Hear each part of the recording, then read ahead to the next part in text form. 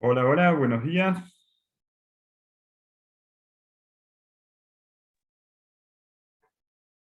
¿Me están escuchando? Buen día, profe.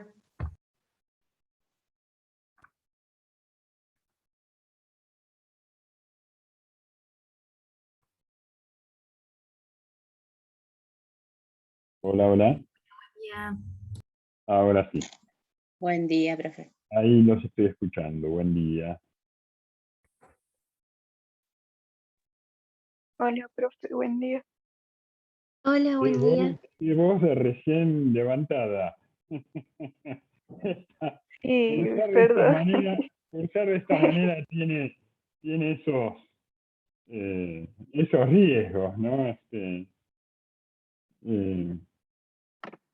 por lo menos cuando cursamos presencialmente tenemos tiempo, cuando nos tomamos el tren, el colectivo para llegar a la universidad, nos vamos desperezando lentamente. Pero acá ni para llegar tarde tenemos excusas, ¿no? Son los inconvenientes de la virtualidad. Pero bueno, esperemos que pronto podamos vernos y volver a la normalidad, que seguramente va a ser una nueva normalidad. Pero sí, la virtualidad nos impone, por lo general, nuevos desafíos. El mundo privado y el mundo de lo público pierden esos límites, los límites se tornan borrosos. Y, y bueno, nos exigen nuevas adaptaciones, ¿no? Esta cosa de tener que producirnos para salir en pantalla, de que no se nos vean las lagañas, las ojeras de recién levantados. Eh, son, son cosas nuevas, ¿no? Son cosas nuevas a las que nos tenemos que ir adaptando o dando respuestas. Bueno,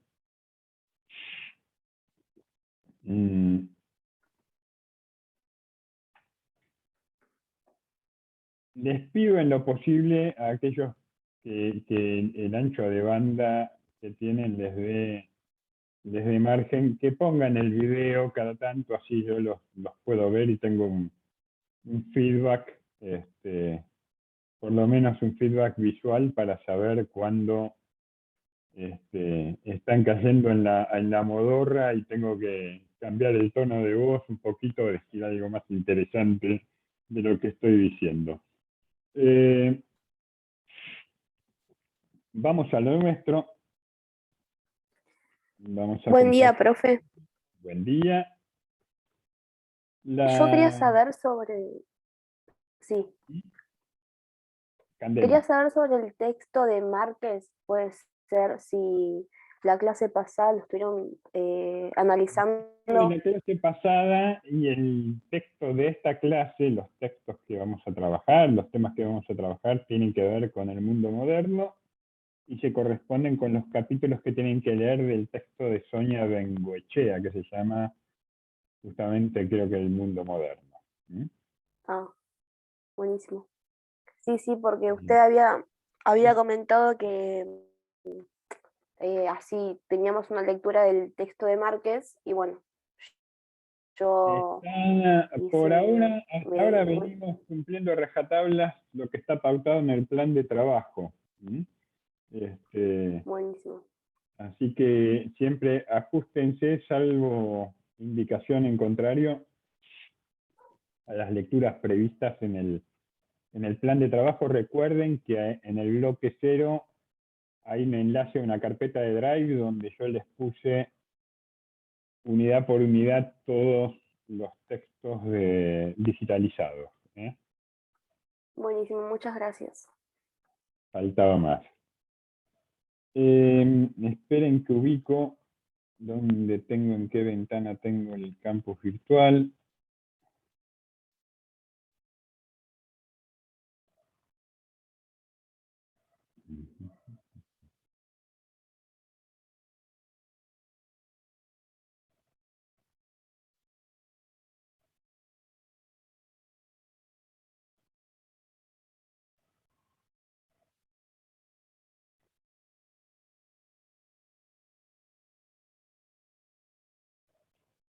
aprovecho para pasarles el aviso.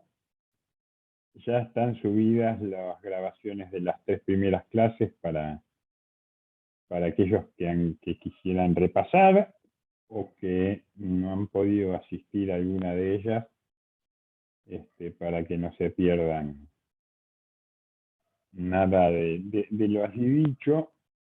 Yo me acuerdo cuando yo era estudiante, en una época de bastante malaria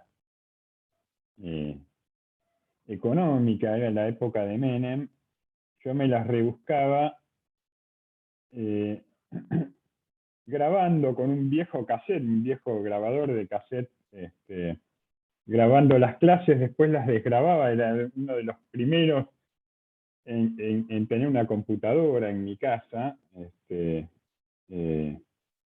desgrababa las clases, las imprimía y después las vendía a mis compañeras para hacerme unos mangos.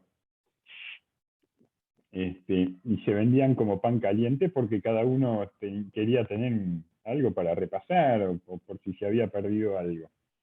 Ahora las cosas parece que son un poco más sencillas, y las clases se pueden grabar en video, en audio, se pueden grabar las presentaciones y queda todo a disposición. Así que son más afortunados de lo que era yo cuando era estudiante.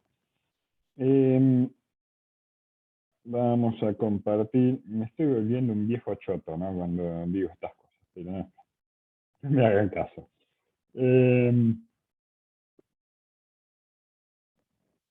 Compartir pantalla. Ahí estamos.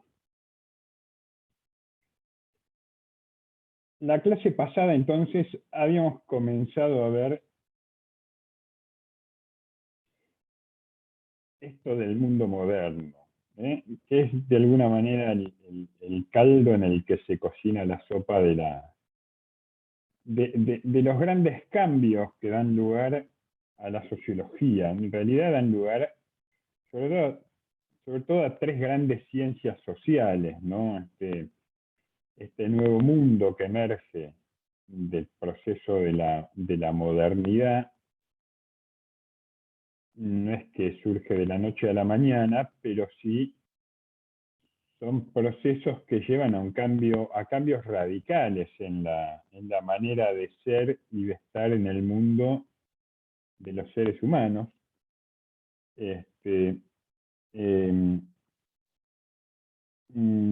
Entonces, habíamos empezado a ver los grandes hitos del mundo moderno. Esos grandes acontecimientos que van a desencadenar progresivamente, sucesivamente,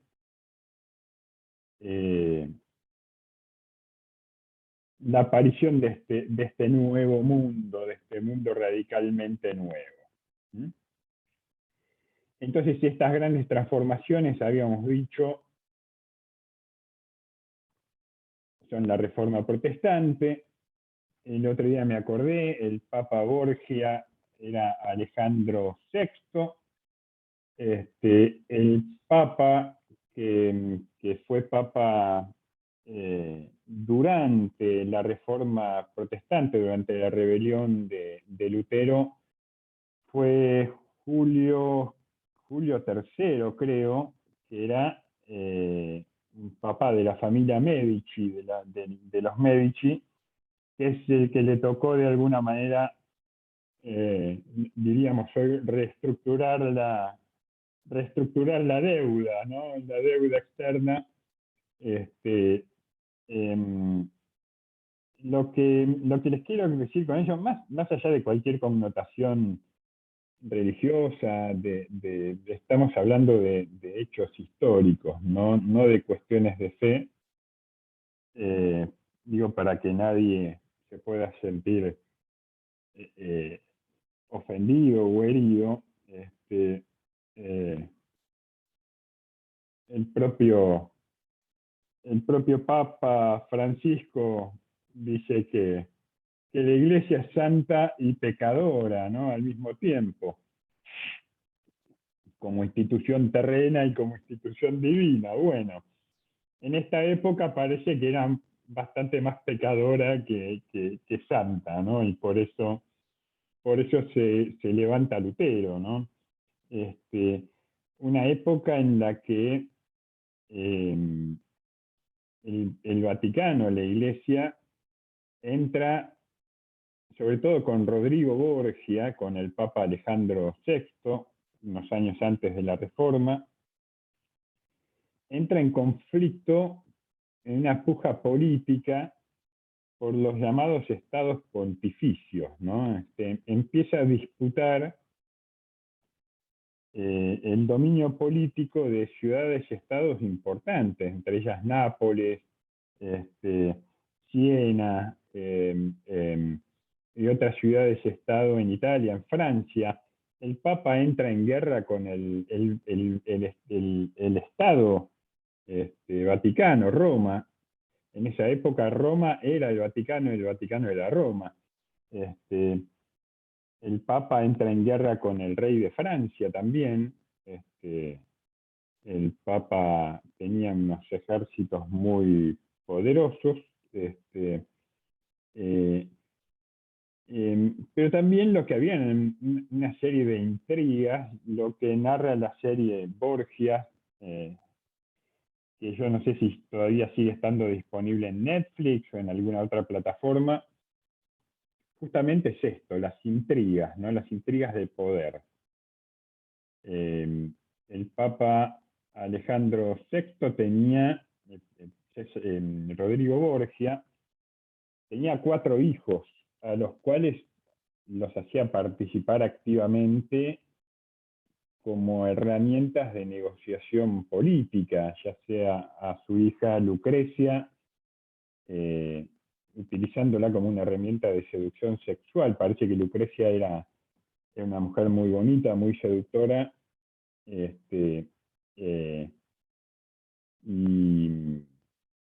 y a través de ubicarla también en sucesivos matrimonios, hacer alianzas políticas. El que hereda un poco el poder político de Rodrigo Borgia y que es nombrado cardenal, o se hace nombrar cardenal también, es su hijo César Borgia, que bueno, no deja de participar en todas esas historias de intrigas, conflictos, traiciones, envenenamientos de rivales, muertes. La serie por ahí exagera algunas cosas, pero en tanto a los hechos y el rigor histórico se ajusta bastante. Digamos, la reforma protestante obviamente se desencadena por cuestiones religiosas, pero también se desencadena por un hartazgo moral de un sector de la Iglesia que pide un cambio de cosas. Y con eso viene también ciertos cambios doctrinarios que no son menores a la hora de explicar el advenimiento de este mundo moderno. Entre ellos, rescatar la importancia y la autonomía que adquiere el individuo, ¿no? Como decíamos la clase pasada. Lo individual. Antes del mundo moderno, la idea de individuo no existía. Lo que hoy conocemos como subjetividades, el pensamiento subjetivo, la identidad, esas son cosas claramente modernas. Antes no existía el individuo, existían los fieles y los súbditos, ¿no? Eran partes de un mecanismo político de dominación en el cual uno no podía alegar ante el poder sus derechos individuales, o el derecho a la libertad, o el derecho a la propiedad, ¿no? Esas son cosas que vinieron bastante tiempo después, y entre otras gracias a la Reforma Protestante, como yo les decía. Vimos también la importancia del Renacimiento y del humanismo, el Renacimiento más que todo como un movimiento artístico. Acá vemos la obra El nacimiento de Venus, que creo que es de Botticelli, una obra clásica del periodo.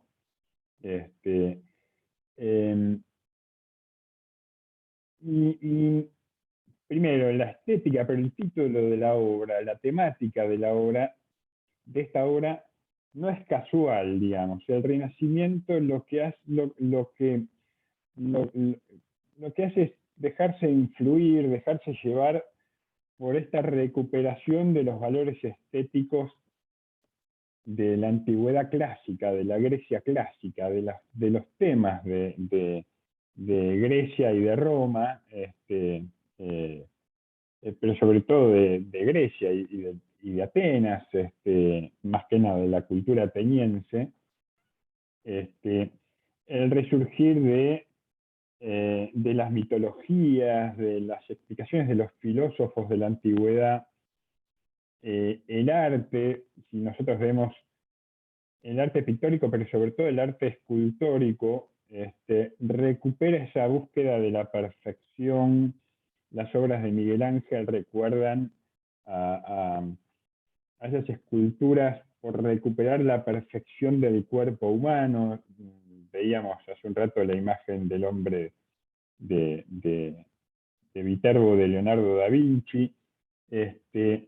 Esa búsqueda de la perfección del individuo, del cuerpo humano, de la belleza natural del cuerpo humano, del erotismo también. El erotismo, la sexualidad, son todas cuestiones que empiezan a resurgir, a aparecer luego de siglos de mucha represión.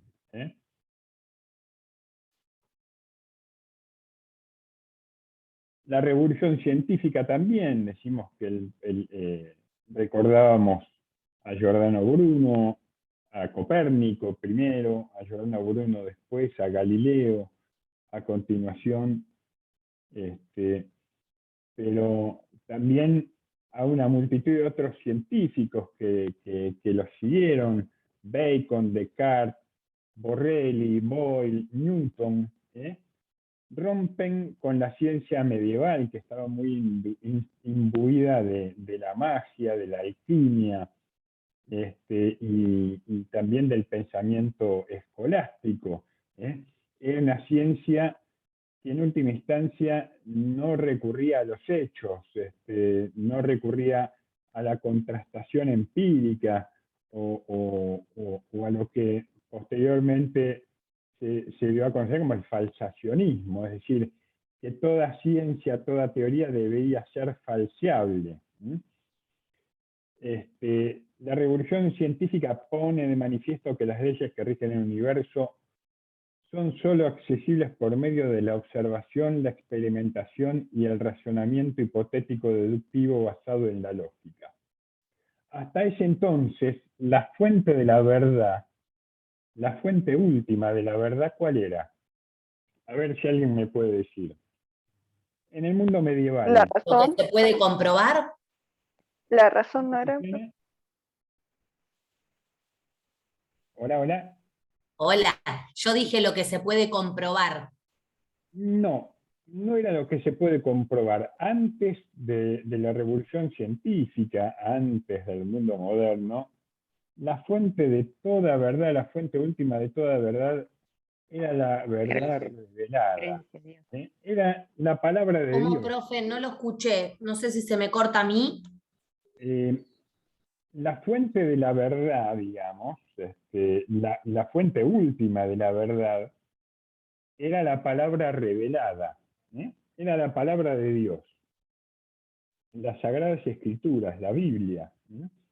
Por eso, si la evidencia científica en este momento de transición a la modernidad, la evidencia científica contradecía la palabra revelada, prevalecía la palabra revelada.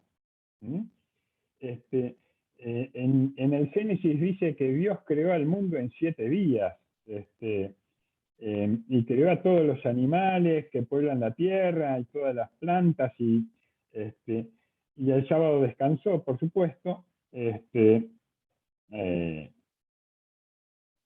pero la evidencia científica que iban encontrando los científicos contradecían eso.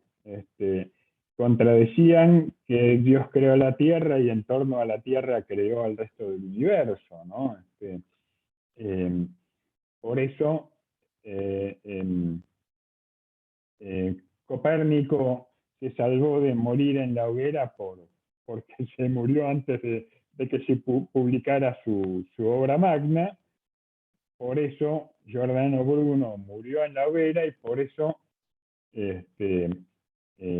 Galileo tuvo que retractarse frente a los tribunales de la Inquisición, ¿no? Es una época de un gran conflicto, ¿eh? Por eso hablamos de una revolución, porque hay un cambio radical, ¿eh? Y este cambio radical no está exento de conflictos, genera un gran conflicto, ¿eh? La ciencia, el conocimiento científico, de alguna manera, discute directamente con el poder establecido de la Iglesia. Profe. ¿Sí? Liliana, te escucho. Claro, como decía, la creencia que tenían era limitante, digamos, Exactamente. porque después Copérnico no, el otro, ¿Giordano Bruno o Galileo? sí, Brun también sigue teniendo su creencia, pero más amplia. La Exactamente. amplía, digamos, quiere ir más allá. Ahí hay un proceso de negociación, ¿no? Hoy por hoy, incluso la Iglesia ha tenido un proceso de modernización, un diálogo y una cierta reconciliación con la modernidad. Esto fue sobre todo a partir de fines de la segunda mitad de los años 60, con el Concilio Vaticano II, aunque ha tenido momentos de avances y de retrocesos, pero hoy la propia Iglesia no niega el carácter alegórico de las Sagradas Escrituras, ¿no? El Papa mismo dice, no podemos enfrentar la fe y la ciencia. Hoy se interpretan las Sagradas Escrituras como el modo, en última instancia, el modo en que se expresaba el conocimiento de una época en un tiempo y una cultura dada, ¿no? Probablemente eran las verdades que podían construirse los hebreos en el siglo VI antes de Cristo, ¿no? El relato del Génesis, o los relatos fantásticos, por ejemplo, de los profetas, incluso todo lo que implica los relatos del Evangelio, los milagros de Jesús. Siempre la teología moderna, porque hay una teología moderna, lo que habla es de tratar de comprender estas cuestiones dentro de las limitantes culturales de la propia época. Hay un libro muy lindo de un teólogo alemán que falleció el año pasado, justamente, Hans Jung, falleció muy viejito, para los que son creyentes y para los que les interesa. Hans Jung tuvo, como otros teólogos importantes, Leonardo Boff, contemporáneos, serios problemas con la jerarquía eclesiástica, sobre todo con el que era el sucesor del Tribunal de la Inquisición, que ahora se llama Congregación para la Doctrina de la Fe, que en su momento, en esa época, en los años 80, cuando Hans Küng se le prohíbe escribir, al mismo tiempo que se le prohíbe escribir y publicar a Leonardo Boff, el cardenal que estaba a cargo de la Congregación de la Doctrina de la Fe, que es la que busca conservar la pureza doctrinaria, era el cardenal Joseph Ratzinger, que posteriormente fue el Papa Benedicto XVI, tal vez el Papa más conservador que tuvo la Iglesia en muchas décadas, ¿no? En muchas décadas. Hans Küng tiene un libro muy lindo, muy hermoso, que se llama, son libros que han generado escándalo en ciertos sectores conservadores de la Iglesia, a que llama Milagro de la Biblia. Lo que hace es quitarle el contenido mágico a esos milagros y darles un sentido más social, más constructivo, más... es el milagro de la forma en la que se podía explicar algo en una época donde el pensamiento científico no existía, ¿no? Entonces interpretan, por ejemplo, los que conocen los pasajes del Evangelio, la multiplicación de los panes y los peces frente a una multitud hambrienta que hace Jesús, y dicen, el milagro es que Jesús les dijo, gente, dejémonos de joder, compartamos lo que tenemos, cada uno comparte lo que tiene con el que no tiene, y así comemos todos. dicho mal y pronto.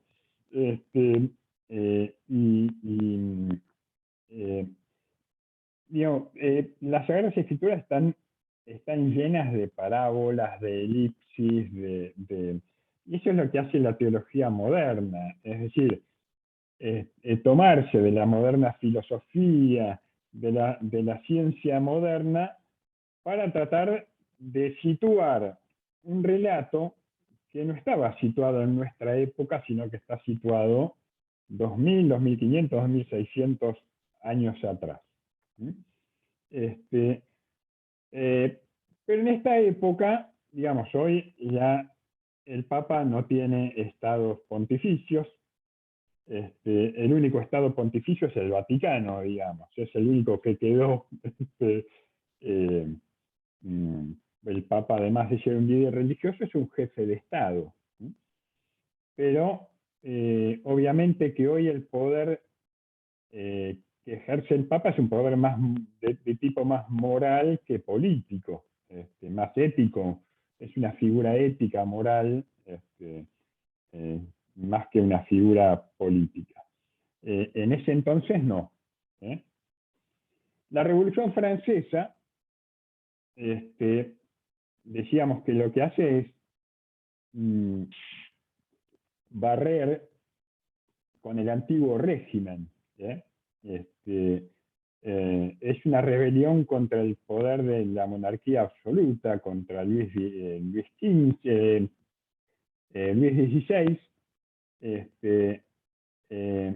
pero también implica el ascenso político de una clase que había ido adquiriendo importancia económica en los siglos anteriores, ¿no? Y ya se siente madura como clase social como para desplazar del poder político a los nobles, a los que los burgueses consideraban parásitos. Los nobles vivían de rentas, de gracias, del cobro de impuestos, de una carga.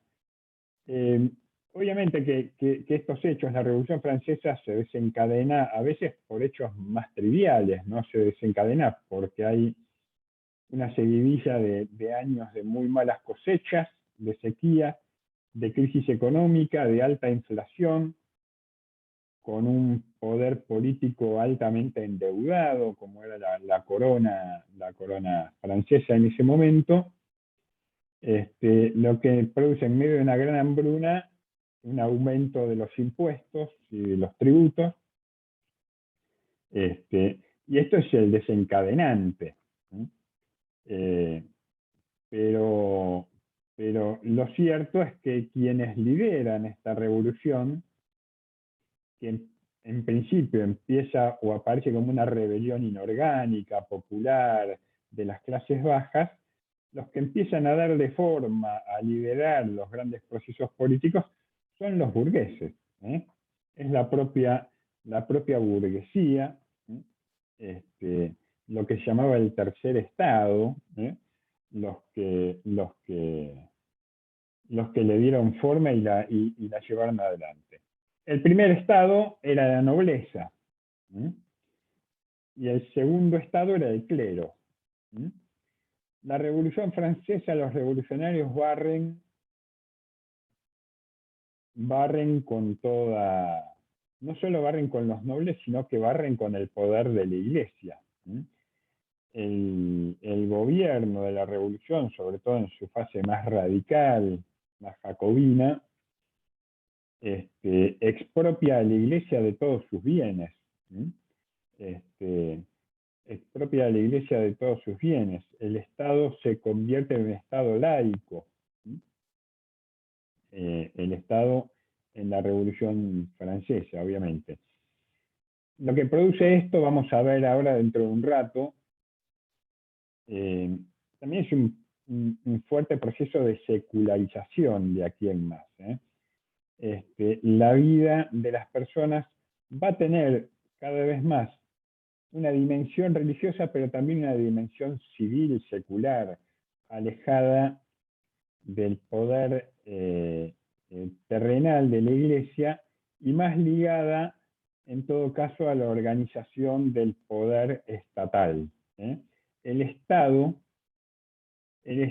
empieza a rivalizar con los otros grandes poderes, con los nobles, con el poder de la Iglesia, con los poderes locales. Perdón, profe, ¿puedo hacer una pregunta? Sí. Sí, porque no sé si entendí bien. ¿Puede ser que en la Reforma Protestante también se use como excusa para expropiar las tierras de la Iglesia, o estoy mezclando cosas? No, la Reforma Protestante sucede bastante antes de la Revolución Francesa, por lo menos 200 años, 1517, si mal no recuerdo, casi 280 años. La Revolución Francesa tiene lugar en 1789. La Reforma Protestante en alguna manera contribuye a cierto proceso de secularización, pero nosotros pensemos que estos procesos, la historia muchas veces se basa en ciertos hitos, en ciertos hechos importantes, pero estos hechos importantes son solo eso, son solo hitos. Atrás de estos hitos hay mucho más de fondo, hay procesos que tienen continuidad, que le van dando continuidad a estas rupturas. A ver, así como un terremoto, la semana pasada, o al principio de esta semana, hubo un terremoto fuerte en México, para usar una alegoría. Un terremoto son dos placas tectónicas que se desplazan en sentido contrario. Y ejercen presión una sobre la otra, una enorme fuerza, acumulan una enorme fuerza en ese punto de contacto. Hasta que sucede que es tanta la fuerza que una placa queda subducida debajo de la otra. Es decir, se produce un terremoto, un movimiento telúrico. Claro, lo que nosotros percibimos es el terremoto, no percibimos esas décadas y tal vez siglos que llevó de acumular presión, esa falla o ese punto para que se produzca el terremoto. El terremoto en todo caso es consecuencia de un proceso anterior de una acumulación de fuerzas que que en cierto momento estalla. Esta alegoría del terremoto tal vez sirve para comprender estos procesos.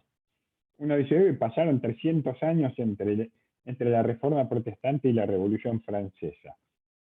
Y probablemente la Revolución Francesa no hubiera sido posible si 300 años antes no hubiera existido la Reforma Protestante, que inicia un proceso de secularización, si se quiere. ¿Por qué? Porque las religiones, las iglesias reformadas, las iglesias protestantes, desdeñan de alguna manera no digo el poder político, pero los separan. Incluso la iglesia anglicana, que surge como una iglesia claramente política, porque Enrique VIII es el que crea la reforma en Inglaterra.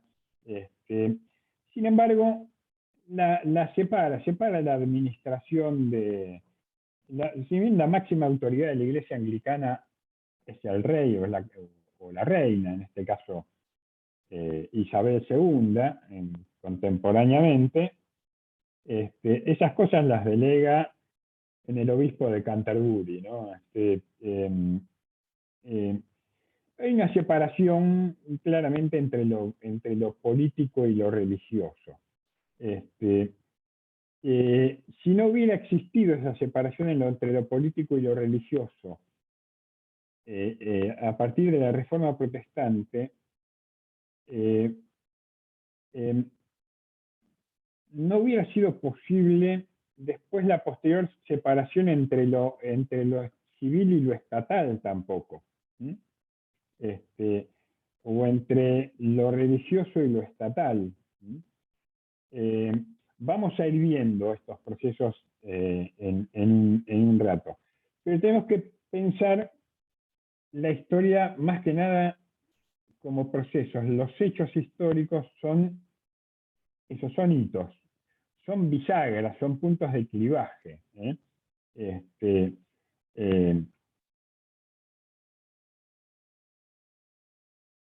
La revolución industrial, que es donde nos habíamos quedado la clase pasada, es el último de estos grandes fenómenos.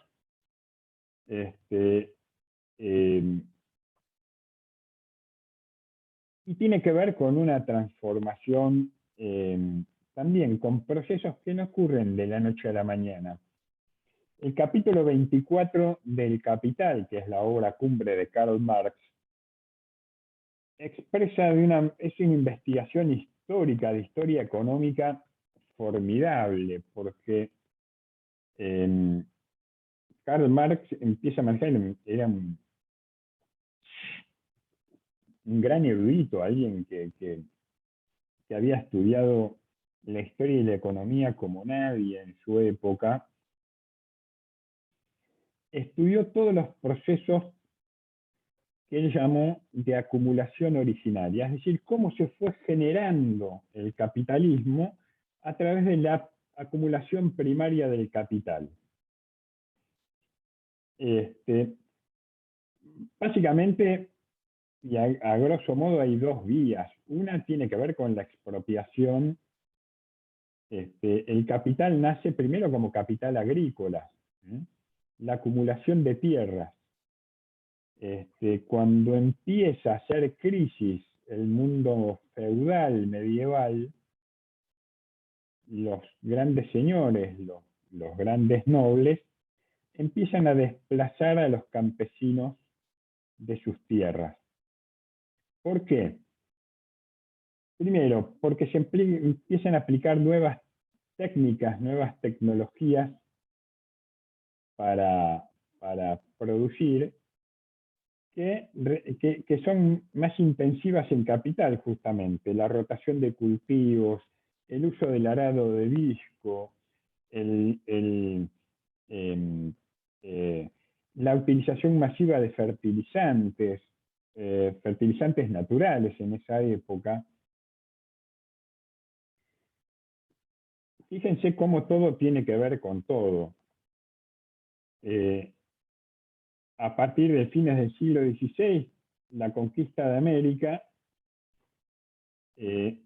no solo supone una formidable transferencia de riquezas del Nuevo Mundo al Viejo Mundo, sobre todo en metales preciosos, en oro y en plata, sino de recursos naturales, de recursos agrícolas, la provisión de azúcar, sobre todo en las zonas más tropicales, en el norte y en el nordeste de Brasil, la producción del café, el tabaco, ciertos tipos de alimentos que no se producían o no se conocían en Europa, como el tomate, la papa, el maíz. Pero una de los elementos que también empiezan a ser valiosos como commodities, diríamos, como productos que se extraían del Viejo Mundo, eran los fertilizantes naturales, sobre todo el guano. El guano era la acumulación durante siglos y siglos y siglos de excrementos de aves, que se acumulaban en las costas del norte de Chile y en las costas del Perú.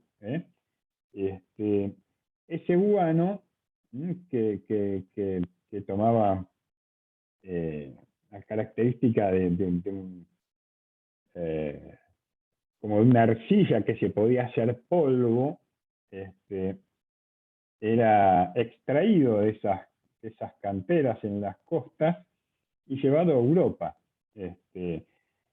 Esto también lo que hizo fue aumentar notablemente los adelantos técnicos, el arado de disco, la rotación de cultivos, la fertilización de los campos, un enorme aumento de la productividad de la tierra y de la rentabilidad de la tierra.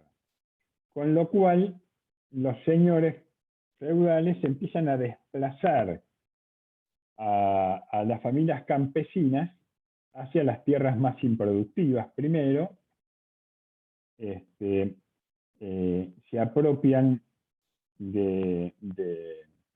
incluso de lo que eran las tierras comunales, las tierras dedicadas al pastoreo de animales. Y estas masas de campesinos desplazados a lo largo de siglos, siglo XV, siglo XVI, siglo XVII, son procesos, son oleadas de expulsión de campesinos. Estos campesinos se transforman en proletarios. ¿Por qué proletarios? Porque mientras vivían en el campo, los campesinos eran dueños de sus herramientas, eran dueños de sus pequeñas parcelas de tierra, eran dueños de los bueyes con los que araban el campo, eran dueños del arado. Al ser expulsados, ya no tienen sus bueyes, y por más que conservan los bueyes no les sirven, no tienen sus herramientas, están de alguna manera privados de la propiedad de los medios de producción. ¿Qué es lo único que tienen? La mano de obra. ¿Cómo? La mano de obra. La mano de obra, es decir, muy bien, exactamente, la fuerza de trabajo. Ellos dan Muy bien. y la clase alta le presta todo lo que ellos necesitan para trabajar. Exactamente. Entonces, estos campesinos expulsados progresiva y continuamente de sus tierras, de sus campos, van a ir a poblar la periferia de las ciudades, de los burgos, donde además se está llevando adelante una revolución tecnológica con el apoyo de los avances científicos, de los nuevos tipos de energía, de la maquinización de la producción. Van a vender su fuerza de trabajo, que es lo único que tienen para vender. Van a vender Por eso se los va a llamar proletarios, porque lo único que poseen es su prole, su familia, su descendencia. Y por lo demás, su fuerza de trabajo, que es lo único que pueden ofrecer para subsistir. Entonces, lo que caracteriza a esta revolución industrial es la acumulación de capital, primero, la aplicación de ese capital en la producción masiva de bienes, de bienes industriales. Es decir, ya no se produce de manera artesanal piezas únicas, sino que la aplicación de la energía a las máquinas y la aplicación de las máquinas a la producción permite la producción seriada. La producción seriada. Ya un bien manufacturado ya no es una pieza única, artística, sino es un bien reproducido y reproducible, hasta el infinito prácticamente. Lo cual permite obtener a los capitalistas una enorme renta sobre el capital que ya poseen.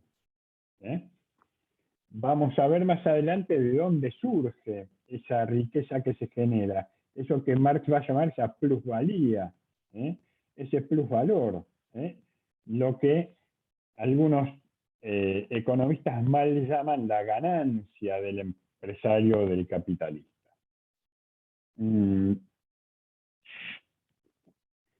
Entonces, el desarrollo científico y tecnológico de esos años, décadas, siglos, diríamos, precedentes, impulsan el maquinismo, la adopción de nuevas fuentes de energía, primero de carbón, a fines del siglo XIX, el motor a combustión y la electricidad, permite aumentar la producción de bienes y de riqueza como nunca antes se había visto.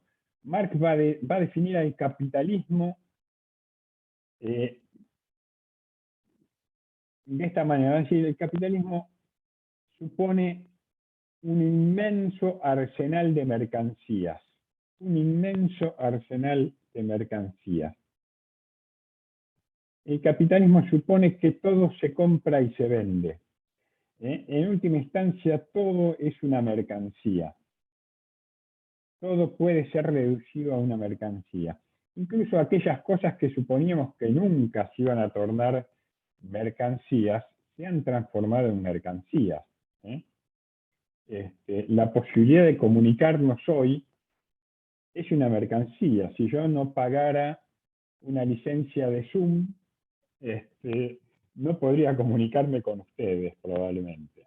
O sí, tendría que tener una licencia gratuita de Zoom, pero tendríamos que reconectarnos cada 40 minutos, porque la licencia no supone sesiones, la licencia gratis no supone sesiones más allá de la educación, incluso, que antes podíamos suponer que era un bien social.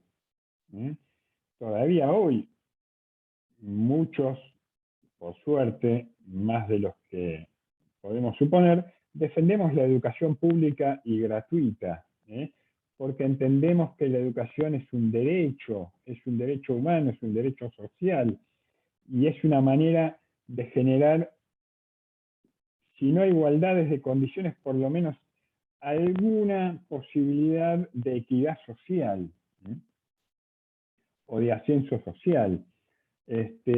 Sin embargo, en muchos sectores la educación ya empieza a ser vista como una mercancía. La educación es un gran negocio para muchos, incluso para grandes grupos internacionales, dueños ya de cadenas de escuelas, de universidades, etcétera, etcétera, etcétera. Ya prácticamente nada queda excluido del mundo de las mercancías. Y yo me atrevo a darles malas noticias, chicas, chicos, muchachas, muchaches. Sus propias vidas, nuestras propias vidas, están empezando a ser mercancías. ¿Mm? Y pensemos un poco cómo se valorizan las grandes empresas infocomunicacionales de hoy en día. Los grandes unicornios, llamémoslos así, esas grandes empresas que capitalizan por encima de los $1.000 millones y que son las que gestionan e innovan las grandes empresas de Internet y de telecomunicaciones. ¿Cuál es el mayor valor que tiene Facebook hoy en día? Google, La información. Amazon. ¿Cómo acumula su valor en capital? Nicolás, no te escuché. No, está bien, profe. Perdón. Es por la propia información que nosotros Profe. le damos al sistema, a la Matrix, por decirlo de alguna manera brutal.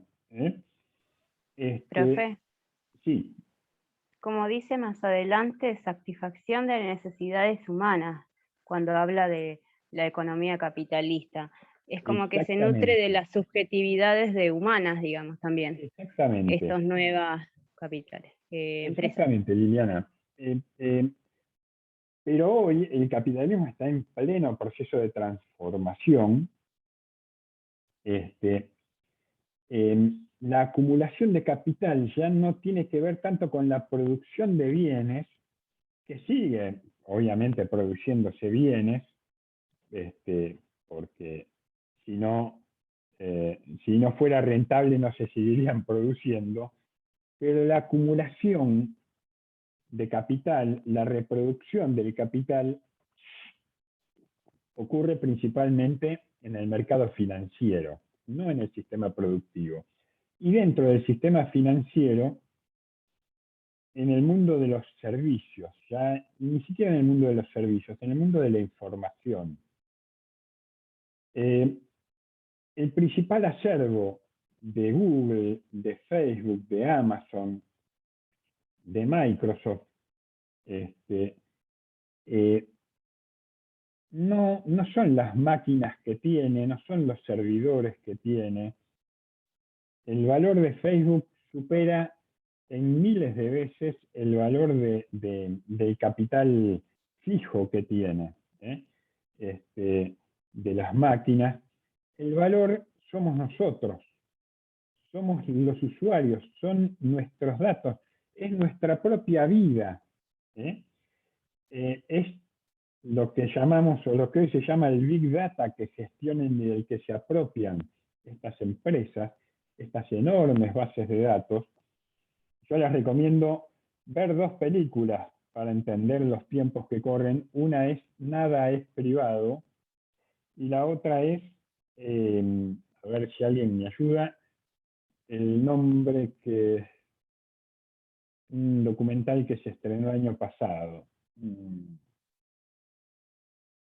Ya me falla la memoria, pero es una película que habla sobre esto, sobre cómo las grandes empresas infocomunicacionales se apropian de la propia información que nosotros generamos en las redes. Facebook sabe más de nosotros de lo que nosotros sabemos sobre nosotros mismos.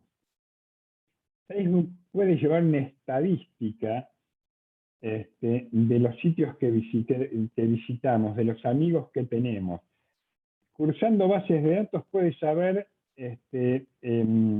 cómo influyen nuestros hábitos de consumo en los hábitos de consumo de nuestros amigos.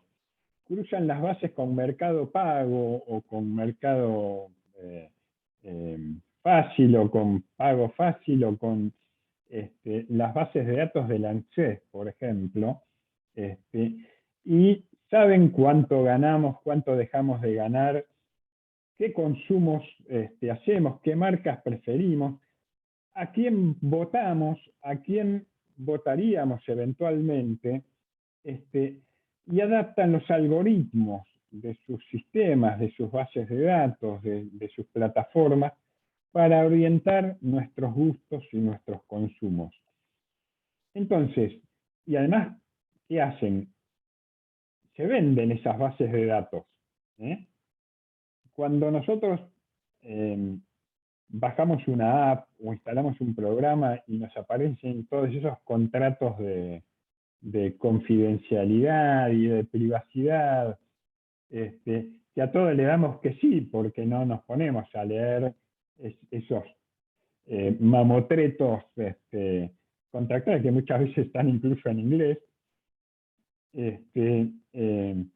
los pasamos así ya de una manera mecánica. Ahí estamos aceptando que Facebook, que Google, se adueñen de nuestras bases de datos, que metan cookies, lo que llaman cookies por todos nuestros ordenadores, que son robotitos que van capturando la información de nuestros hábitos en Internet, qué páginas visitamos, con quién chateamos. Google sabe dónde estamos. No solo Google sabe dónde estamos, los algoritmos de Google permiten predecir con una probabilidad muy elevada, por encima del 90%, dónde vamos a estar mañana y dónde vamos a estar pasado y dónde vamos a estar la semana que viene a esta misma hora.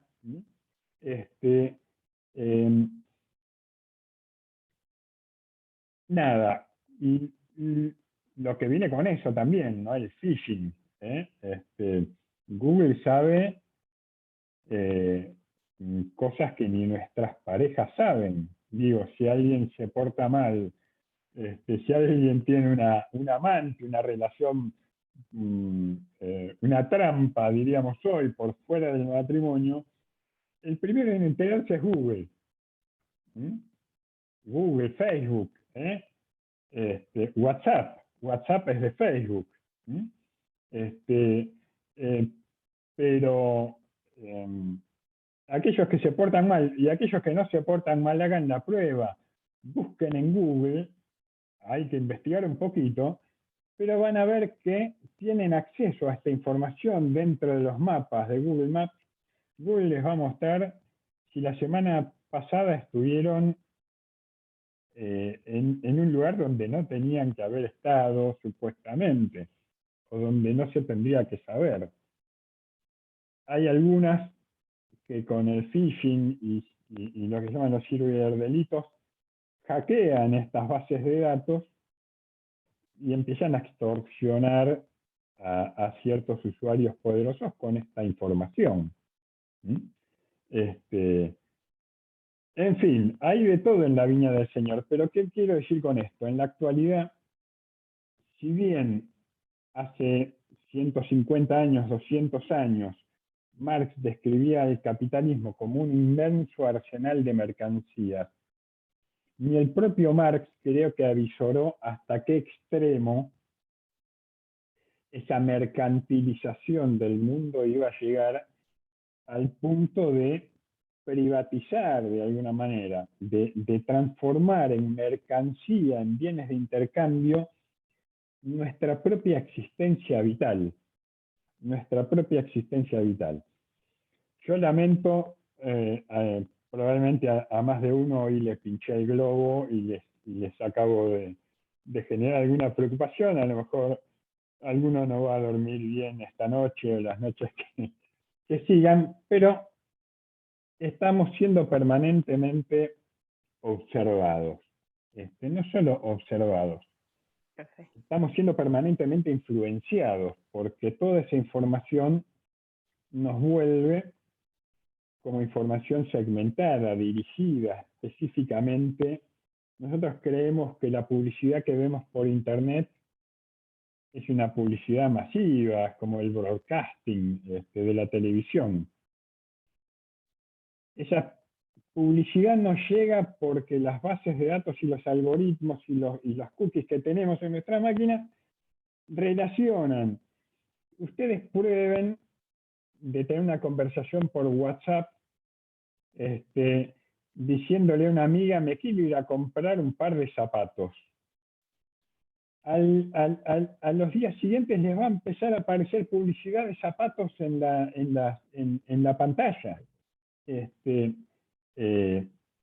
si ustedes entran a visualizar algunos zapatos que les gustan, el sistema sabe que entraste a ver esas zapatillas Nike que te gustan, pero que salen arriba de 10 lucas, pero te gustan, y las viste 1, 2, 3 veces, y te van a triplicar la cantidad de vistas de esas zapatillas Nike hasta que no des más de las ganas de comprártelas y hagas clic en el carrito de compra. Profe, Sí. hay una Candelaria. serie basada en eso. Sí, hay una serie Te estoy escuchando muy cortado, muy mal, en Netflix Candelaria. que yo había visto, es tipo un documental en donde se trata solo de eso. Ahí me escucho.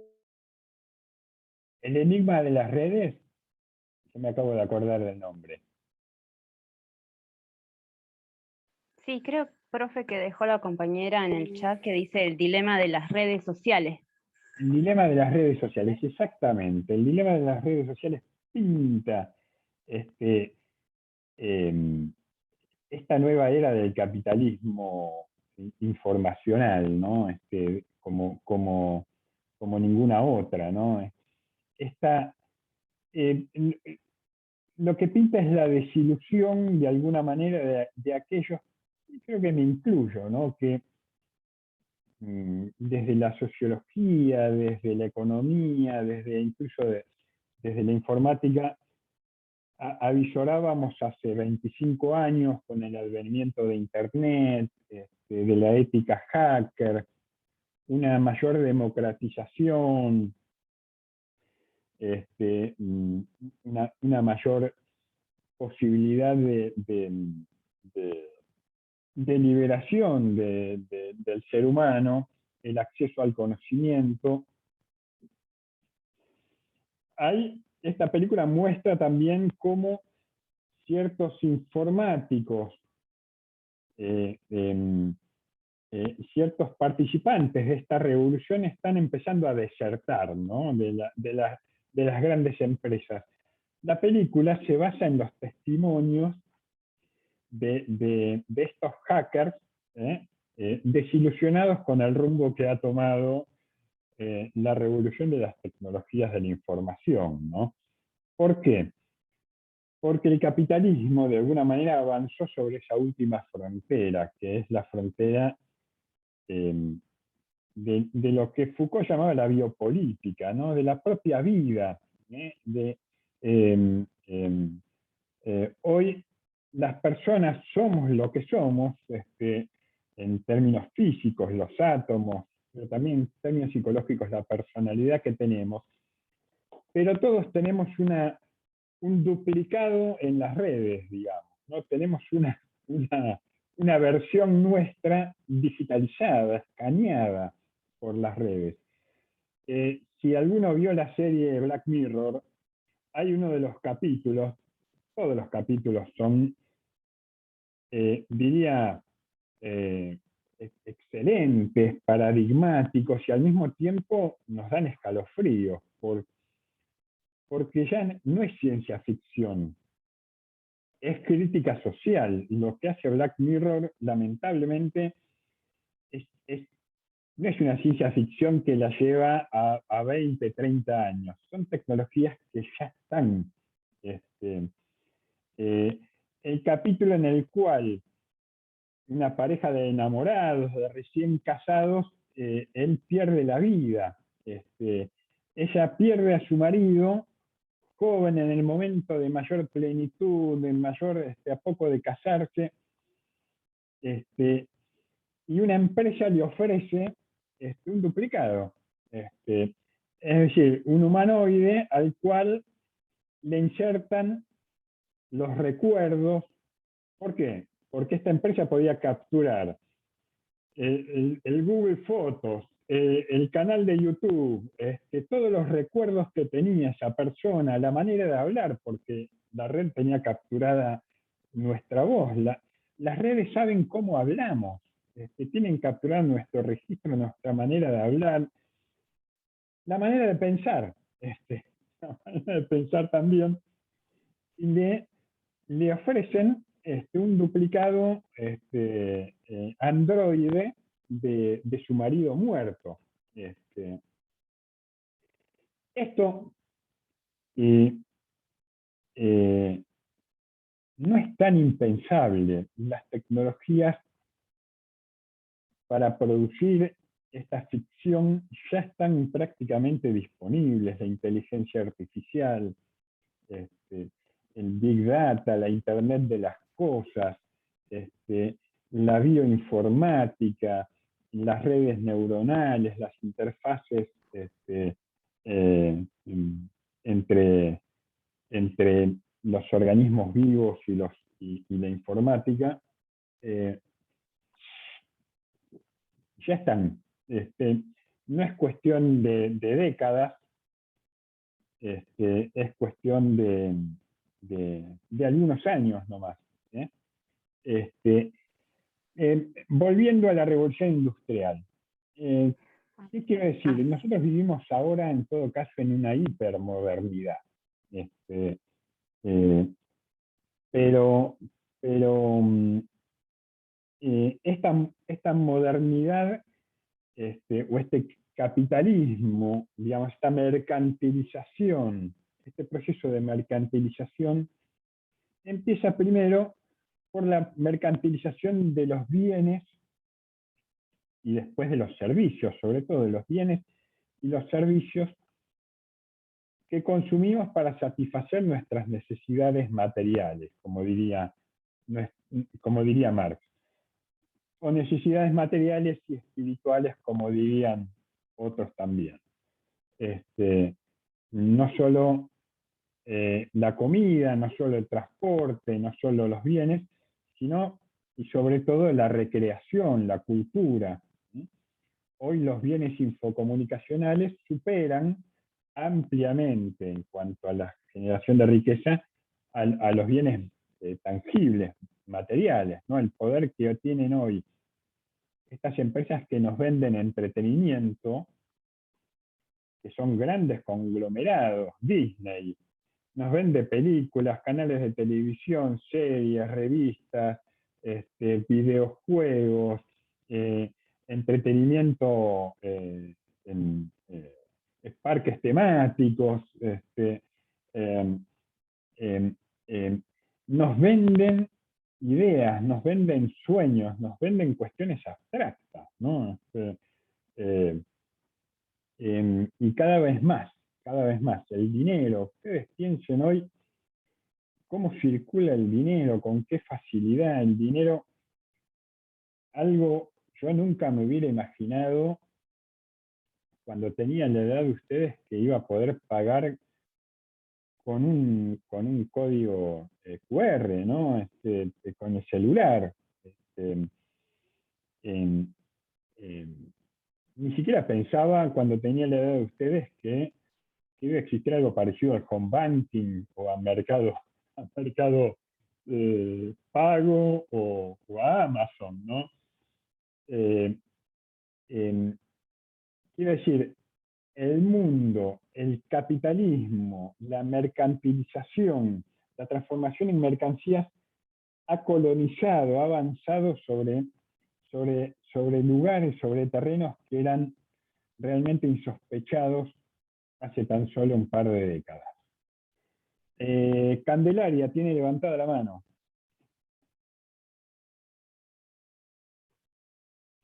Estás bloqueada. No, disculpe, profe, ¿Cómo? ¿Querías decir algo? No, disculpe, Bueno. fue... Perfecto. Entonces, esto empieza con la revolución industrial. Los bienes van y vuelven de un punto al otro del planeta. La revolución industrial obviamente surge en el hemisferio norte, principalmente en Europa, en Inglaterra, en Francia, posteriormente, ya comenzado el siglo XX, en Estados Unidos, donde quizás llega a su máxima expresión. Hoy diríamos que ya la delantera la llevan los chinos.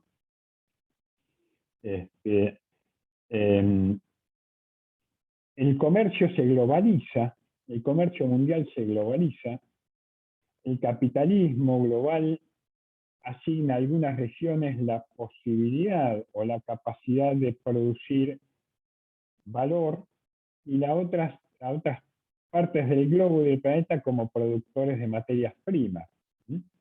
Es así como en esta época del capitalismo, lo que hoy es Argentina producía lana,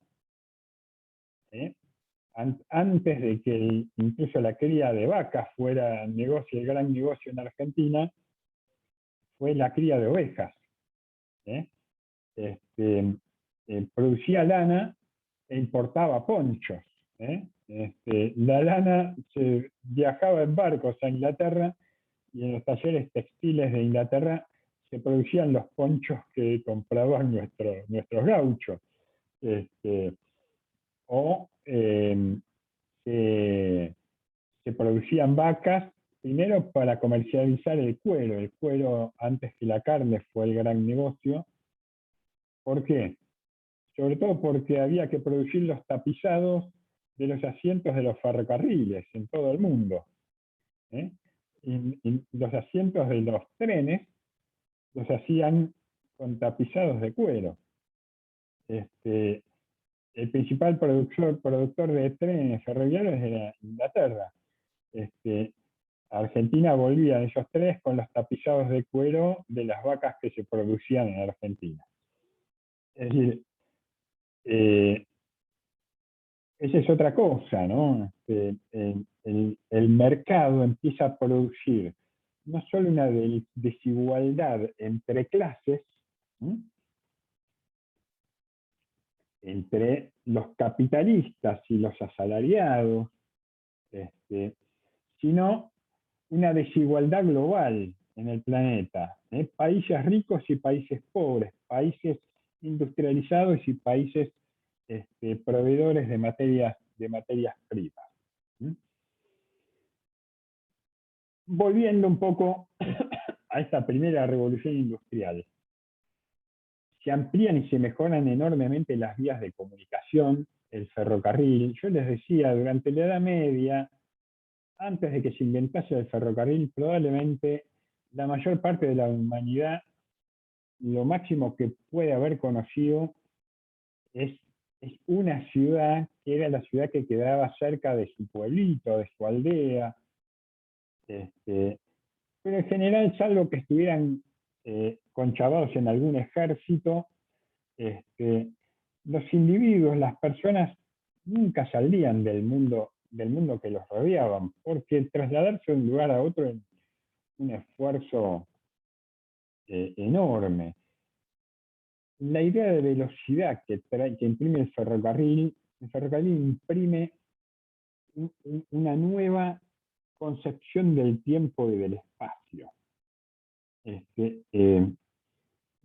Probablemente si pusiéramos hoy en un tren o en un automóvil a alguien que no conoció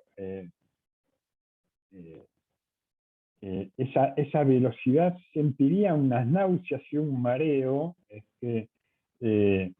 estrafalario, ¿no? Sería como para nosotros hoy, no sé, adaptarnos a una nave espacial, ¿no? Al despegue o a la fuerza de la gravedad que supone el despegue de un cohete espacial. Esta idea, la revolución industrial lo que hace es achicar el mundo, achicar las distancias. El telégrafo primero, la telefonía después, producen que las noticias viajen. Ustedes recuerden, en la época de la Revolución de Mayo, la Junta de Sevilla, que era el último reducto del gobierno autónomo español frente a la conquista napoleónica de España, yo creo que cae en 1800, principios de 1810, enero, pongamos, febrero, las noticias de que la Junta de Sevilla había caído llegan en mayo de 1810 al Río de la Plata. Y llegan por barco. Claro, que era más o menos lo que tardaba un barco en llegar, en llegar, porque además los barcos probablemente iban de Cádiz a Cuba, de Cuba bajaban al puerto de Olinda, en el norte de Brasil, recalaban en Río de Janeiro, después en Montevideo, para recién llegar a Buenos Aires. Y primero tenían que cruzar todo el Atlántico. Se tardaba meses. Se tardaba meses. No les digo hoy que nos enteramos al instante de las cosas que pasan en las antípodas, en Japón. Antes incluso que existiera Internet, ya nos enterábamos en el acto, por el telégrafo, por la radio, por la... quiero decir, lo que produce la revolución industrial también es un cambio en la mentalidad. El tiempo y el espacio dejan de ser lo mismo. Nuestra experiencia vital asume otra dimensión del tiempo y del espacio.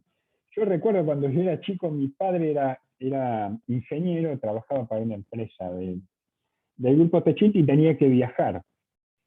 Tenía que viajar a Japón, a Inglaterra, porque habían proyectos con distintas empresas. La única manera de tener una reunión era presencial, entonces tenía que viajar, no le quedaba otra. Viajaba acá, viajaba allá, se reunía, iba a visitar una fábrica acá, reunirse con... hoy, por ejemplo, les digo, lo que supone elaborar un proyecto que antes podía llevar años, un proyecto internacional, hoy se puede resolver en 3 o 4 días, con el trabajo colaborativo en línea, con el Zoom, con el... el mundo ha cambiado y empezó a cambiar en esta época. Estas cosas que hoy vemos empezaron con la revolución industrial. Y antes empezaron o fueron posibles porque hubo un cambio de mentalidad que se produjo con el Renacimiento, con el humanismo, con la Reforma Protestante. El ascenso de la burguesía y la disponibilidad de grandes masas de proletarios en las ciudades, hoy ya el proletario, el trabajador proletario, ha dejado de ser la forma dominante como lo fue hace un siglo, por ejemplo, o hace menos de un siglo, hace 50 años. ¿Por qué? Porque el capitalismo se ha mecanizado, se ha autonomizado de alguna manera del tiempo y del espacio, sobre todo del espacio. El capitalismo se ha tornado global. Y entonces hoy, si no tiene la suficiente rentabilidad o los salarios o la legislación laboral más liberalizada en un lugar, se traslada a otro. Se traslada a otro país donde, a ver, ayer o anteayer, Rodríguez Larreta y el candidato Facundo Manés de Cambiemos también recogió el guante, propusieron eliminar las indemnizaciones por despido para que los empresarios puedan generar más trabajo. Eso no sería posible si hoy no existiera ya un nivel de precarización del empleo, en el cual, a ver, hace 100 años, no digo 100 años, 50 años, el capitalismo necesitaba lo que Marx llamaba un ejército industrial de reserva. Es decir, una masa de trabajadores sin trabajo que permitiera mantener deprimidos los salarios. ¿Por qué? Porque si siempre hay alguien dispuesto a trabajar por un salario menor, el salario se va a mantener deprimido. ¿Mm? Y por ende va a aumentar el margen de la plusvalía de la que se apodera el capitalista. Es decir, trabajo que realiza el trabajador que no es remunerado. ¿Mm? Eso es la plusvalía. Hoy, grandes masas de trabajadores sin trabajo ya no sirven ni como ejército industrial de reserva. El fenómeno tan o más importante como la explotación laboral y social hace 50 años es la exclusión. Hoy hay grandes masas de trabajadores sin trabajo que sueñan con ser explotados o con la posibilidad de ser explotados, porque ni siquiera tienen la posibilidad de serlo.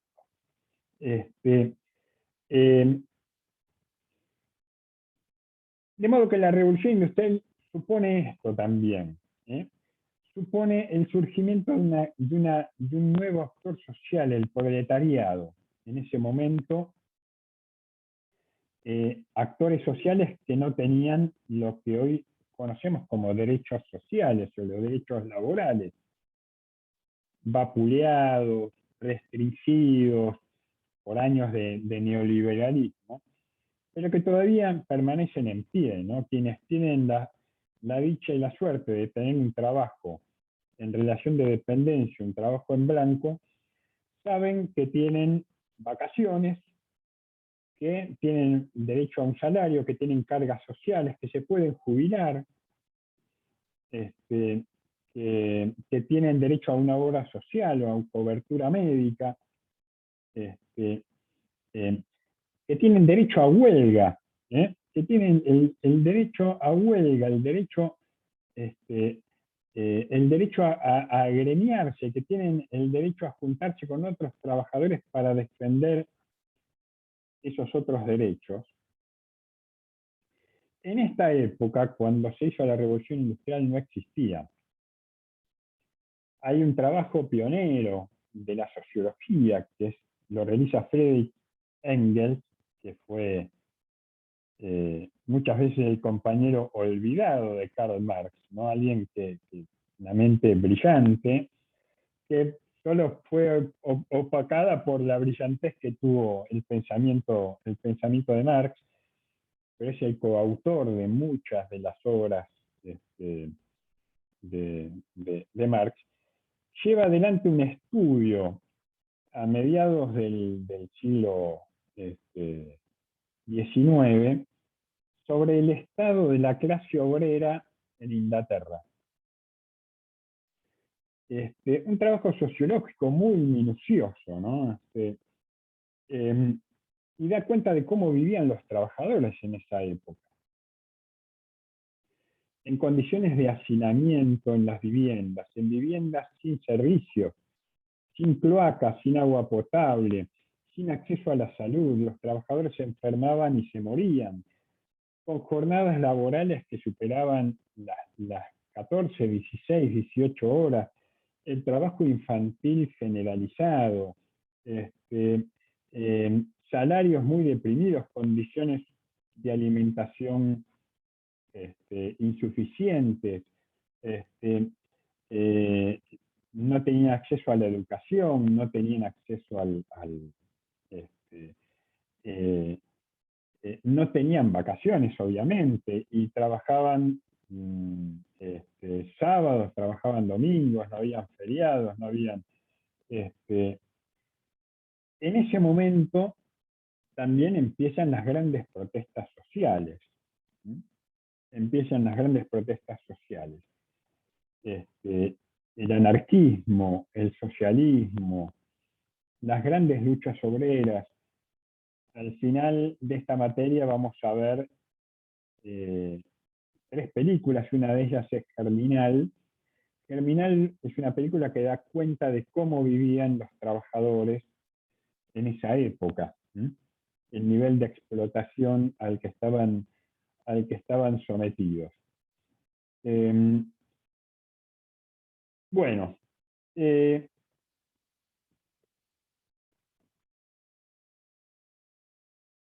dicho esto,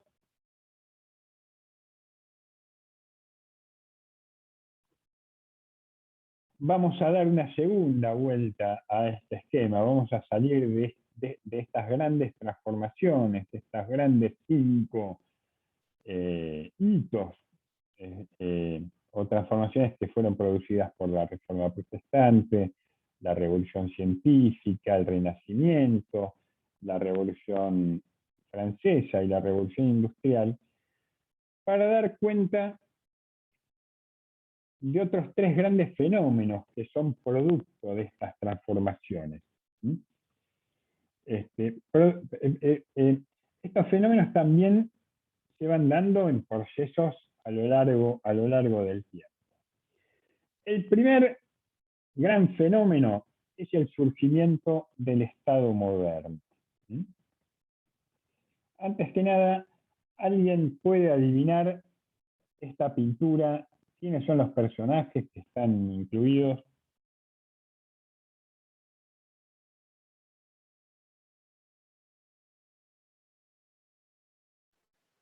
Profe, eso no es monarquía. O sea, no es Luis. No. Bien, son los reyes católicos, Fernando de Aragón, Isabel de Castilla. El que está al lado, si no me equivoco, no, el que está al lado no, el que está arrodillado, creo que se supone que es Cristóbal Colón, que es el que viene a rendirles tributo y a darles cuenta de su viaje, de sus grandes descubrimientos. ¿Por qué uso como imagen a Fernando e Isabel? Porque tal vez son el primer paradigma, la primera manifestación de esto que conocemos como Estado moderno.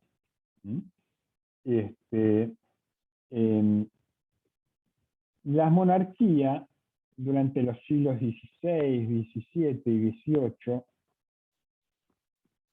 va consolidando su poder, lo que llamó la monarquía absoluta o el absolutismo monárquico, a expensas de otros poderes. La monarquía empieza a entrar en conflicto con los nobles, con los poderes locales, los condes, los marqueses, los que eran incluso los señores feudales,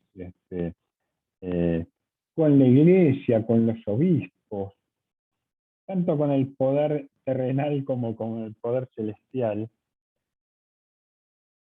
porque de alguna manera se va produciendo con estos fenómenos en paralelo a los procesos de acumulación del capital, una creciente acumulación de poder. Para sobrevivir la monarquía necesita disputar el poder con los otros poderes. Si ustedes ven, y les aconsejo que vean en Netflix, yo no sé si siguen estando ahora en Netflix, las vi hace un par de años, 2 series que están muy buenas. Una historia que transcurre a fines del siglo XVI, principios del siglo XVII, que es Los Tudor, y señala la historia de Enrique VIII. Y otra es Versalles, y señala o narra la historia de Luis XIV en Francia. Si bien entre ambos monarcas hay más de 100 años de diferencia, el proceso político, siempre en Inglaterra las revoluciones se vieron bastante antes que en Francia, aunque con menor impacto, fueron más graduales, En Inglaterra, Enrique VIII funda su propia iglesia, es decir, funda una iglesia sobre la que pudiera él tener el control, ¿no? Se libera, se independiza de la autoridad del Papa. Pero al mismo tiempo Enrique VIII empieza a combatir a los nobles, empieza a limitar el poder que tenían los poderes locales. Lo mismo hace, ciento y pico de años después, Luis XIV. La serie de Versalles es fabulosa, está filmada además en el mismísimo Palacio de Versalles. Tienen un Profe. despliegue. Sí. Está esa serie. Esa sí está en Netflix. Está en Netflix, sí, sí. Yo las vi ambas en Netflix. Lo que pasa es que en Netflix por ahí retira algunas de las series o pasan a, según cómo se va distribuyendo el negocio. Hoy todas, por ejemplo, todas las series de Disney que tenía Netflix pasaron a Disney Plus, ¿no? No están más, o las películas, y hay toda una reorganización del mercado audiovisual. Pero Versalles es una serie que yo les aconsejo que vean. Luis XIV, ¿qué es lo que hace? Construye el Palacio de Versalles, que hasta entonces era una monumentalidad descomunal, un despliegue de lujos, de riquezas, y se trae a vivir a toda la corte, a todos los nobles, los trae a vivir a su palacio, ¿no? Habían distintos sectores del palacio donde vivían. ¿Por qué?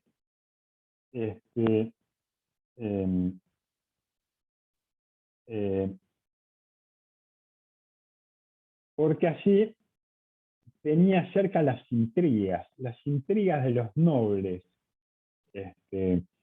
las intrigas de palacio, vienen de esa época. Don Corleone, en la serie El Padrino, dice algo así como: si quieres conocer a tu enemigo, tenelo cerca, ¿no? Si quieres conocer a tu enemigo, tenelo cerca. Y eso es lo que hace Luis XIV. Dentro del palacio tiene una red de espías que van escuchando conversaciones, interceptando cartas, interviniendo en las reuniones sociales, en los juegos, en las reuniones sociales, en esta vida. Además era una vida, la de los nobles, totalmente ociosa. Dedicaban el día y la noche a conspirar. Entonces Luis XIV empieza a acumular un poder descomunal porque empieza a cercenar uno por uno el poder político y el poder económico que tenían estos nobles. Y al mismo tiempo empiezan a consolidar el poder de la corona, por sobre todos los poderes. Empiezan a tener un ejército propio. El ejército que tenían los reyes hasta entonces era el ejército de la leva. Cuando había una guerra, cuando había un conflicto, cada señor, cada noble, juntaba a sus campesinos y se los ofrecía al rey como tropa. No existían lo que llamaban los ejércitos regulares. Los reyes empiezan a crear, son los únicos que pueden crear tropas y ejércitos regulares, por ejemplo, ¿no? Ya los nobles no podían tener sus propios ejércitos. La recaudación de impuestos. Antes los poderes locales, los condes, los marqueses, eran los que recaudaban impuestos en general y derivaban parte de esos impuestos para el sostenimiento de la corona, esos tributos. Ahora, el Estado crea sus propias agencias, el Estado-Nación crea sus propias agencias para recaudar sus tributos. El Estado empieza a hacer grandes obras públicas, Sistemas de irrigación en los campos, canalizaciones de los ríos, prevención de inundaciones, urbanización, las trazas y la urbanización de los grandes núcleos urbanos, sistemas de aguas corrientes, cloacas. También el Estado empieza a intervenir en la educación, en crear los primeros sistemas educativos nacionales, a interesarse por la educación pública. Surge la estadística, que es la ciencia de los grandes números, surge en auxilio de la administración de estos estados nacionales que se van creando lo que se llama una administración burocrática. Vamos a ver al final de la cruzada que es Max Weber como ninguno interpreta este proceso de racionalización y burocratización de la administración del Estado. Esta lógica racional burocrática que empieza a imperar no solo en grandes ejércitos militares, en el poder de policía del Estado, sino en el poder administrativo, la capacidad que tiene el Estado de crear un sistema nacional administrativo de recaudación de impuestos, de un sistema educativo nacional y un sistema nacional de inversiones y obras públicas. Todo esto es posible porque se consolida el poder de los estados-nación frente a otros poderes locales. Lo de los reyes católicos viene a cuento porque fueron tal vez el paradigma, fueron los primeros que lograron unificar ese poder de la monarquía, que en España fue paralelo al poder de la reconquista del territorio español, que estaba bajo la dominación de los árabes, de los moros. Pero al mismo tiempo, los distintos reinos que conformaban España, Valencia, Aragón, Castilla, Granada, los territorios que arrebatan a los musulmanes, los reinos de Cantabria, los reinos de...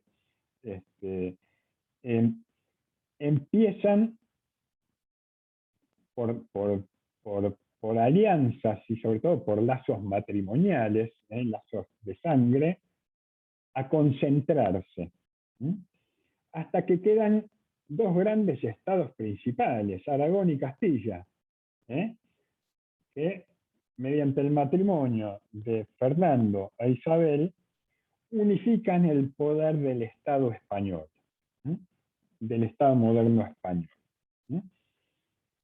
Estos procesos a posteriori se van a repetir en Inglaterra con los Tudor, en Francia, sobre todo con Luis XIV, va a llegar a su máxima expresión, si se quiere, a su máxima expresión. Surge entonces el Estado moderno como entidad política.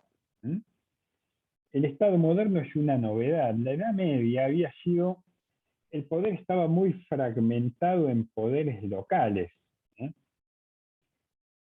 Se forman los estados nacionales, se consolida el absolutismo monárquico, se desarrolla la racionalidad burocrática, se desarrollan con ella los mercados internos, se forman las economías nacionales en una etapa mercantil del naciente capitalismo.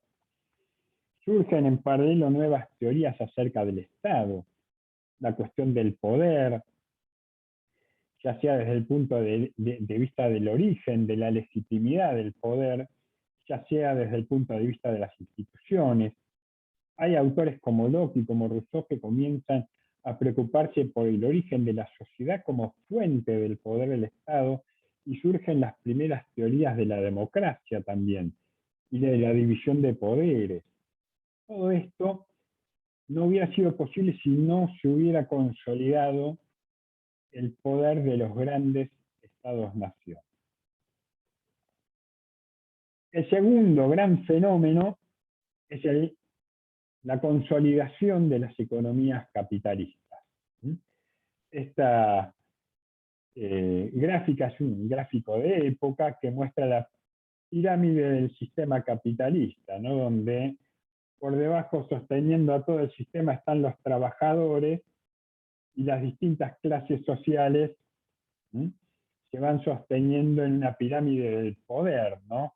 Los burgueses disfrutando de un gran banquete, de una gran festichola, el poder militar, el poder eclesiástico, y el poder civil y el dinero en la cúspide de todo el sistema. Básicamente, ¿qué supone la economía capitalista? Que los medios de producción son de propiedad privada. Y los medios de producción se pueden acumular además.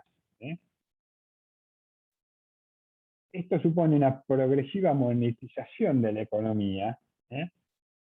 Antes, en la Edad Media, buena parte del intercambio se realizaba por medios no monetarios, por el trueque o por la existencia de monedas de cambio que no eran dinero, la sal, ciertas especias, o ciertos elementos como el oro o algunas piedras preciosas se utilizaban en el intercambio.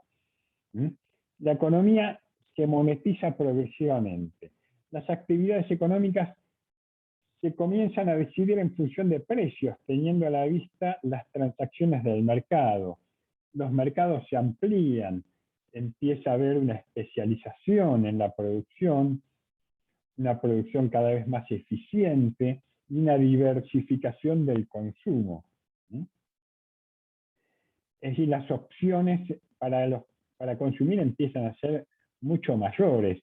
Alguien que vivía en una aldea en la Edad Media y consumía gallina, carne de cerdo, algunas hortalizas y pan de trigo de cebada y no tenía muchas más posibilidades. Hoy las opciones de consumo que tenemos son casi infinitas. Y lo que yo les decía, la revolución agrícola, la revolución industrial y la revolución en los medios del transporte produce una nueva concepción del espacio y del tiempo.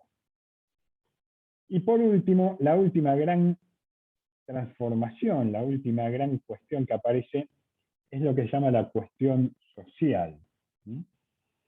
La proletarización de las grandes masas de trabajadores que se urbanizan, que viven en la periferia de las grandes ciudades. Esta es una obra de Berni, que trata de una protesta de trabajadores, los que voy a ampliar un poco la imagen para que puedan ver los rostros curtidos de esos trabajadores, la diversidad de rostros que hay y el reclamo. Hay un cartel atrás que dice pan y trabajo, ¿no? Pan y trabajo. Vamos a volver sobre estas pinturas más adelante. La separación del productor de sus medios de producción o la separación del capital y el trabajo divide la sociedad en dos grandes clases. Los que poseen los medios de producción, que son los capitalistas, y aquellos que, como muy bien decía Liliana, creo que era Liliana, no tienen otra cosa para vender que su fuerza de trabajo. Los poseedores de los medios de producción y los vendedores de su fuerza de trabajo asalariado, los proletarios. Se consolida el estilo de vida burgués, la familia patriarcal, la rigidez moral, la represión sexual, como modelos para la vida pública de la época. Hay una masiva y sostenida migración del campo a la ciudad de trabajadores que ya no tienen la propiedad de sus medios de producción y se concentran en fábricas, con el consiguiente explotación laboral, el hacinamiento, la falta de servicios, la aparición de las grandes epidemias, la fiebre amarilla, la peste negra, la explotación infantil, la pobreza. Y aparecen también las grandes revueltas en Europa, la Comuna de París, la rebelión del 47, la aparición del socialismo, el anarquismo, el sindicalismo, como los nuevos movimientos insurreccionales, contestatarios, los movimientos sociales de esa época. La clase que viene vamos a terminar de ver esto, pero que para cada una de estas tres grandes manifestaciones, estos grandes fenómenos que se generan en el mundo moderno, van a surgir tres grandes ciencias que van a tratar de interpretarlos, comprenderlos y explicarlos, que son la ciencia política, para aquellos fenómenos que surgen del Estado moderno, la economía política para dar cuenta de las transformaciones que genera el capitalismo, y la sociología para dar cuenta de estas grandes transformaciones que surgen a partir de la cuestión social, de la proletarización de las grandes masas de trabajadores. Preguntas, dudas, consultas. Les he puesto a disposición un cuestionario, es un cuestionario en línea para que vayan haciendo, ¿no? Para el viernes, por ahí para la semana próxima, que no es obligatorio que lo hagan tampoco, pero más que nada es para que ustedes vayan autoevaluando las lecturas y la comprensión de estas clases. Hay algunas preguntas cerradas, otras preguntas abiertas, tienen dos oportunidades de hacerlo, pero bueno, les va a arrojar una calificación aproximada, porque las preguntas abiertas no me voy a poner a calificarlas una por una yo, porque es una exigencia de tiempo, pero les sirve a ustedes para poner a funcionar la cabeza acerca de qué cosas han ido comprendiendo, y les va a dar una idea también de qué cosas van a ser importantes al momento de la evaluación del primer examen parcial. Cualquier duda o consulta sobre el cuestionario, igual lo vamos a revisar la clase que viene el próximo martes. ¿Estamos? Que tengan un buen fin de semana, disfruten de la vida. Nos vemos. Hasta luego, Gracias, profe. profe, buen fin de. Chao, Adiós. gracias. Pero bueno, Chao.